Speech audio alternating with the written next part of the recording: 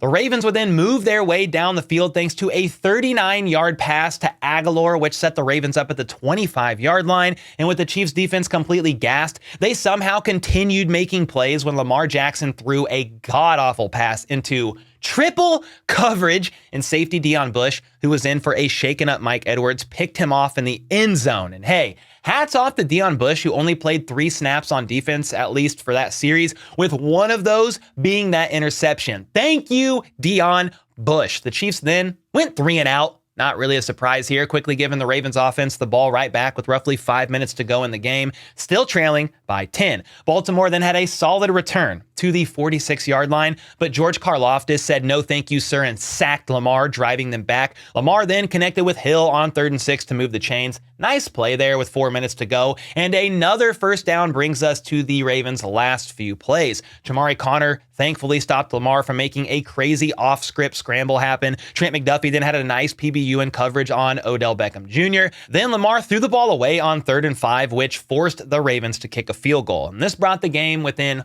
one score, 7 points with only 2.5 minutes left. The Ravens defense drew a couple of flags on back-to-back plays. They had 12 men on the field, and then a personal foul was called on Roquan Smith for charging. That was actually pretty crazy, with the Chiefs running a couple of times before the 2-minute warning, going nowhere, and the Ravens did not allow much clock to be used, as they themselves used their final 2 timeouts. This had KC facing a 3rd and 9 with about 2 minutes and 19 seconds left, I believe, to go in the game. And if the Ravens held, they would have one more chance to drive down the field and potentially maybe tie the game. However, the Chiefs were aggressive, and Mahomes stepped back to pass and lofted a beautiful deep ball to an open MVS, who caught the ball while falling to the ground, not only icing the game with this 30-ish yard catch, but absolving his transgressions for the regular season miscues and underperformance. This is now the 2nd game in a row he's shown up, with obviously both of them being when the games matter the most. The playoffs, do or die. And you can not only credit him for making a big impact in this